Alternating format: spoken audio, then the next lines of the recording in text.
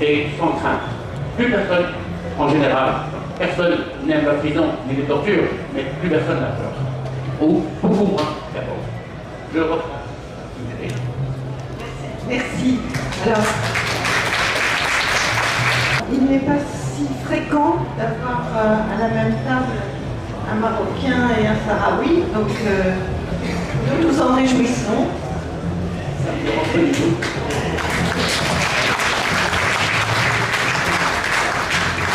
La fête de l'humanité, c'est fréquent à la fête de l'humanité, certes, mais oui.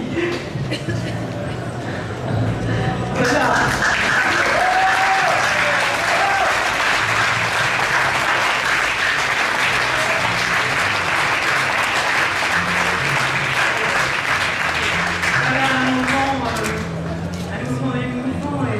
Et ce que je veux dire aussi à propos de nos amis sahraouis, c'est qu'il se trouve que je me trouvais au Maroc en novembre 2010 et que à ce moment-là a commencé au Sahara occidental un mouvement dont on n'a pas beaucoup parlé, mais qui était en fait le premier soulèvement dans le monde arabe en fait, ça a été suivi après évidemment en Tunisie, en Égypte, mais le peuple sahraoui, à ce moment-là, il y avait eu des manifestations de jeunes, encore c'était des jeunes qui avaient donné le départ, le top de départ, et qui ont quitté l'Aïoun pour aller planter leur camp à l'extérieur pour protester contre la situation, y compris de misère, qui leur est imposée.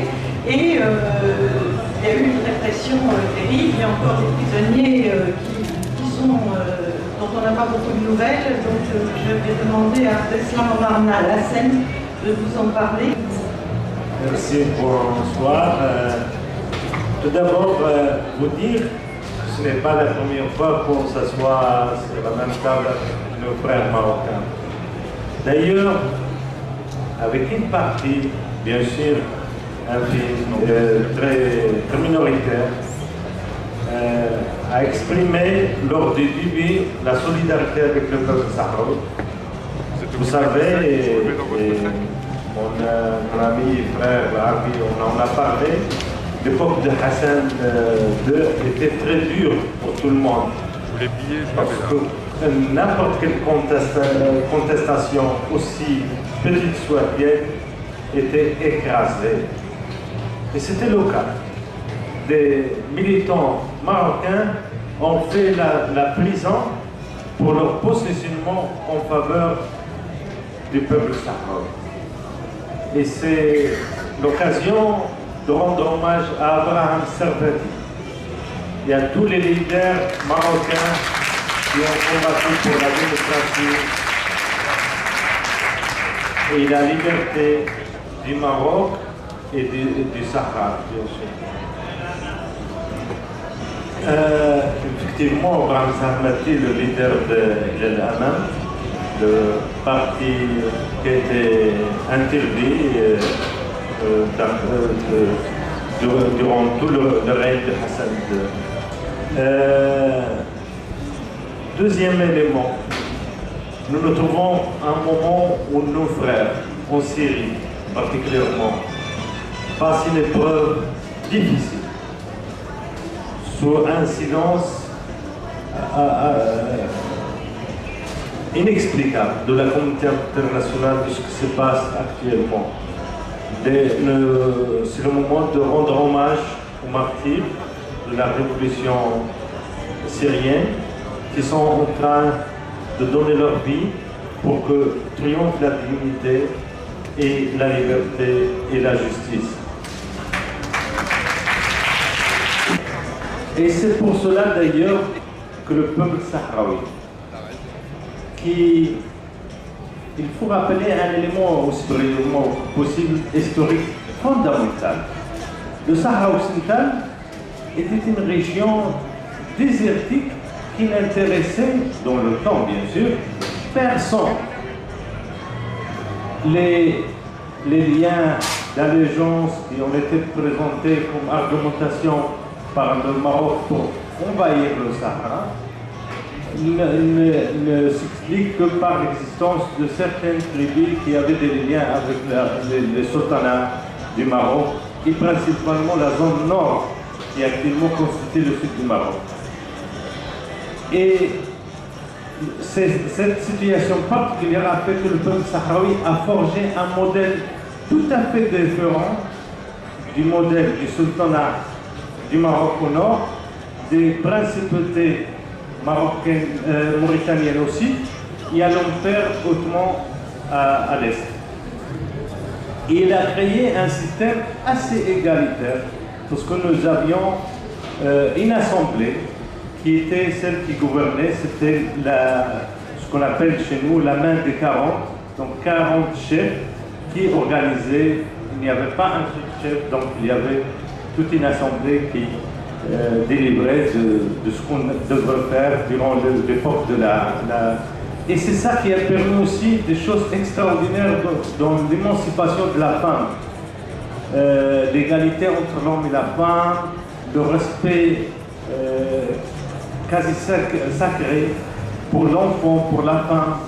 Parce que pour nous, dans notre tradition, c'est considéré un acte de lâcheté de faire de la violence contre un être humain, et principalement si c'est un humain plus faible que vous, comme une femme ou un enfant.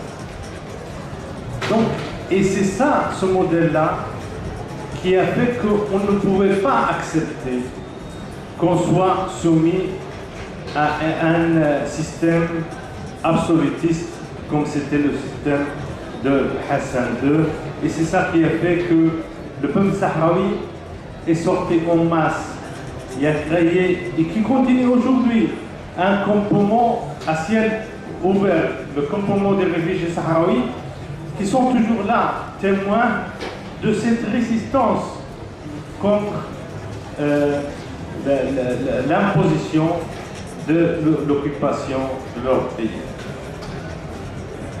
Et bien sûr, il faut le dire aussi, les peuples de toute notre région n'ont jamais baissé les bras. Je me rappelle, j'étais étudiant à Marrakech en 1984, en janvier. Le peuple est sorti en masse pour revendiquer la dignité. Il a été écrasé à l'époque. On l'a vu partout au Maghreb, en Algérie en 1988. On l'a vu dans la Tunisie aussi dans les années 80. Mais maintenant, fort heureusement, on a un processus qui est en train, qui ne va plus s'arrêter jusqu'à ce que les peuples de notre région deviennent réellement maîtres de leur destin. Et c'est dans ce contexte que je vais parler des campements de la dignité au campement Gdémézi, qui a réuni plus de 20 000 citoyens qui n'en pouvaient plus de la situation de marginalisation, de pauvreté, et au même moment où leur richesse, parce que le Sahara occidental, il faut le dire, est assez riche, pour moi, nourrir la population qui habite, au moment où il voit que ces richesses, principalement la pêche et les phosphates, sont pillées par les généraux marocains, pas par le peuple marocain, qui par le régime marocain en général, avec, et c'est important, avec la complaisance et la complicité, voire la complicité de la France officielle, de l'Union européenne, de l'Espagne, l'ancienne puissance coloniale dans la région. Donc, ils sont sortis de manière pacifique. Ils ont construit des tentes à une douzaine de kilomètres de l'Aïoun et ils n'avaient même pas porté des revendications politiques dans un sens ou dans un autre. C'est-à-dire qu'ils n'exigeaient même pas l'autorisation ou qu'il se disait favorable au Maroc, par exemple. Donc ils ont évité ces slogans politiques parce que ce qu'ils revendiquaient, c'est leur devoir socio-économique. Et en dépit de ça, l'intervention a été brutale et a fait des dizaines de morts, des centaines de disparus et de détenus, dont certains sont encore groupistes dans les prisons marocaines, et notamment un groupe de 23 prisonniers qui se trouvent à Salé et qui sont dans un processus absurde, tribunal en plus militaire, par un tribunal militaire, dont on ne sait pas à quoi il va aboutir. Et donc c'est dire que cet élan a donné l'exemple effectivement grâce au fait qu'aujourd'hui on a, et c'est une caractéristique du monde arabe, heureusement, l'existence de ces chaînes nouvelles, Al Jazeera entre autres, qui commencent à faire passer l'information plus facilement qu'aujourd'hui en Europe, où lorsque vous ouvrez votre télévision, seules les informations voulues par les décideurs du gouvernement vont passer. Et cela a permis que maintenant on puisse suivre ce qui se passe en Syrie, on puisse voir ce qui se passe au Yémen, on puisse voir aussi ce qu'on veut nous occulter, qui se passe dans les pays du Golfe, à Bahreïn et même en Arabie Saoudite. Et donc, c'est un moment historique qu'il faut accompagner pour qu'il ne soit jamais récupéré par les forces réactionnaires qui sont en train de remettre leur plan initial.